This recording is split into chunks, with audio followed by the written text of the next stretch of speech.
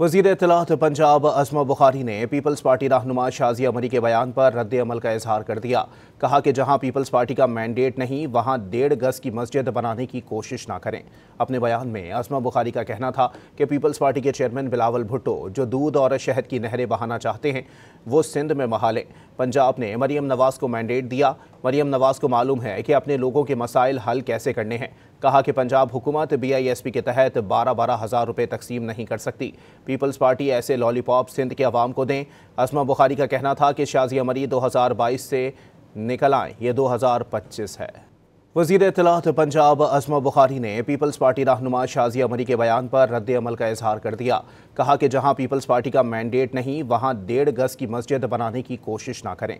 अपने बयान में असमा बुखारी का कहना था कि पीपल्स पार्टी के चेयरमैन बिलावल भुट्टो जो दूध और शहद की नहरें बहाना चाहते हैं वो सिंध में बहा लें। पंजाब ने मरियम नवाज को मैंडेट दिया। मरियम नवाज को मालूम है कि अपने लोगों के मसाइल हल कैसे करने हैं। कहा कि पंजाब हुकूमत BISP के तहत 12-12 हज़ार रुपये तकसीम नहीं कर सकती। पीपल्स पार्टी ऐसे लॉलीपॉप सिंध के अवाम को दें। असमा बुखारी का कहना था कि शाज़िया मरी 2022 से निकल आए, ये 2025 है।